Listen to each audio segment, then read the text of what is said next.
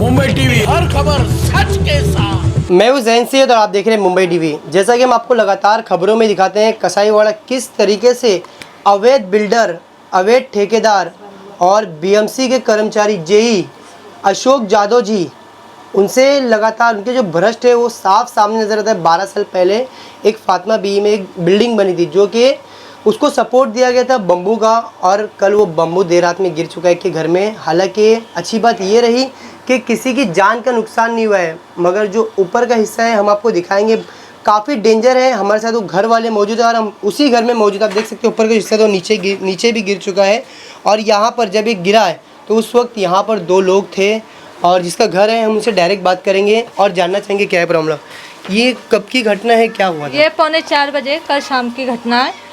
फिर अरे मैं ऊपर जा रही थी, लेकिन ऊपर से वो अचानक गिरते हुआ आया। मैं और मेरी ननद था, उसका छोटा बच्चा था। हम लोग फिर चिल्लाते भागे, लेकिन कोई नहीं आया, सब बाहर आदमी खड़े थे। हम लोग खुद अपनी जान बचा के भागे। बाद में आके बोले गिर गया गिर गया गिर गया, बस इतना बोल के बस चुप हो गए सब। और ये मेरे बच्चे थे, छोटे छोटे बच्चे थे, वो तो स्कूल में थे। 15 मिनट आगे वो पहले जाके मैं लोग के लेके आती 4 बजे, तो मेरा बच्चा ऊपर रहता है वो ज़्यादातर, तो वो अभी उसको कुछ होता तो कौन मेरे को भर के देता। नहीं, हालांकि ये बिल्डिंग तो बहुत पुरानी है, तो जब वो लोग ने आपके घर के ऊपर से बम्बू का सपोर्ट दिया बिल्डिंग को, तो आप लोग ने उस टाइम पे विरोध क्यों नहीं किया, उनको रोका क्यों नहीं? उन लोग को बहुत रोके, लेकिन उन लोगों की वजह से ना, वो बाजू वाले ने तो साइन नहीं किया था, लेकिन उसको बहुत मारे थे। और ये घर में आदमी नहीं थे उस टाइम, अच्छा। तो औरतें थी उस टाइम, तो इसलिए कुछ बोल नहीं पाई। तो इसलिए उन लोगों ने अपने मनमानी करके सपोर्ट डाल के छोड़ दिए। तो जब ये हादसा हुआ उस वक्त इस घर में कौन कौन था? मैं थी और एक मेरी ननद थी, उसका छोटा सा बेटा था 2 साल का। तो आप लोग भी यहीं के रहने वाले हैं? जी, क्या कुछ हुआ था? आप लोग को कितना डर बना हुआ रहता है इस घटना के बाद से? जी, बहुत डर बना हुआ रहता है। बस हिम्मत करके हम लोग इधर रहते हैं, लेकिन अभी रहने लायक का तो बिल्कुल नहीं रह गया है। और ये जो है बिल्डर का सपोर्ट, जो उसने बिल्डिंग जो बनाया, बिल्डर का सपोर्ट उसने सीधा इनके पतरे पे, ऊपर पतरे पे करके उसने बाम्बू के ज़रिए उसका बिल्डिंग का सपोर्ट दिया था। वो बाम्बू 11-12 साल तक टिका था। उसके बाद वो जब भी गिरा तो पूरा घर नीचे गिर के आया। ये को अल्लाह का शुक्र था कि एक बच्चा छोटा था और 2 लेडीज़ थी, तो अल्लाह के शुक्र से कि किसी को कुछ नुकसान नहीं हुआ। अगर खुदा न खास्ता किसी को होता तो इसमें मामला पुलिस ने दर्ज क्यों नहीं किया?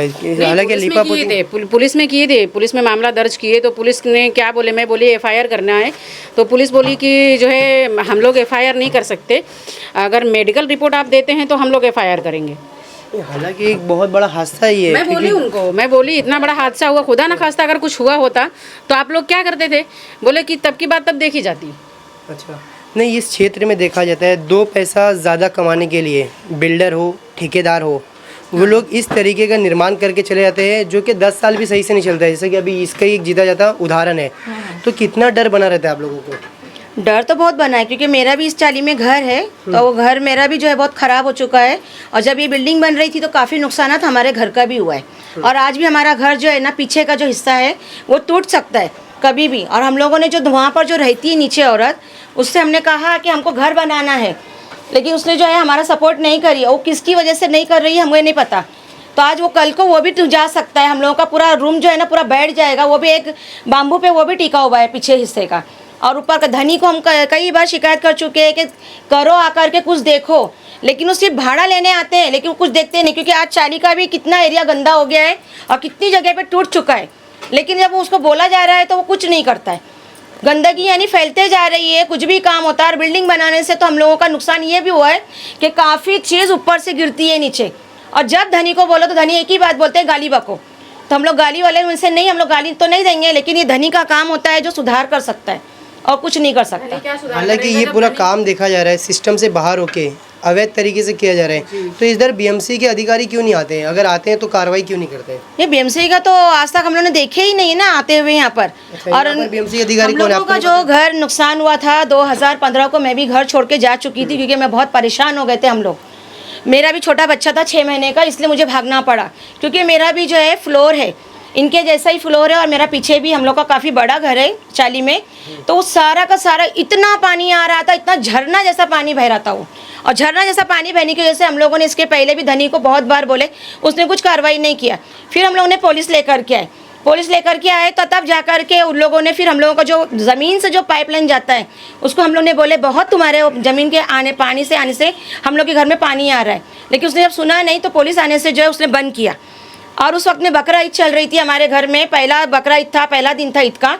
और रात में हम लोगों के घर में इतना पानी आया कि हम लोग को एक जगह नहीं रह गई थी कि हम अपने घर में सो सकें। हालांकि ऊपर नीचे घर था और हम लोगों को नीचे भी जगह नहीं था सोने की, इतना पानी आया।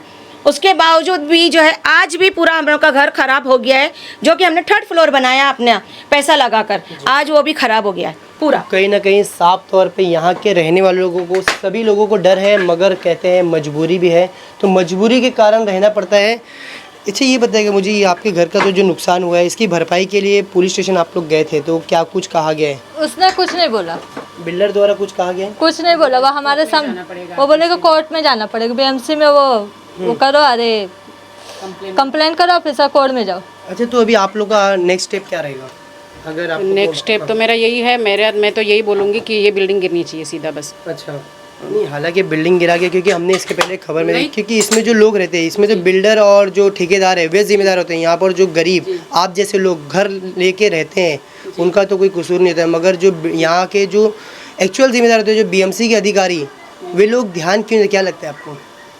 अब क्या मालूम क्यों नहीं ध्यान देते हैं, लेकिन हो सकता है ये लोग आपस में मिले हुए हों, यही होगा ना, आपस में मिले हुए होंगे। लेकिन अभी बाजू वाले ने विरोध किए थे तो उसको इन लोग ने, बिल्डर लोग ने इतना मारे कि मार के उसको हॉस्पिटल पहुंचा दिए। वो बेचारा तो घर छोड़ के चला गया। प्रशासन से क्या मांग रही है? प्रशासन से यही मांग रही हूँ कि मुझे अच्छी न्याय दिलाएं। और अभी बिल्डर का नाम क्या है? बिल्डर का नाम है कमर खान और सरवर खान, 2 बिल्डर हैं।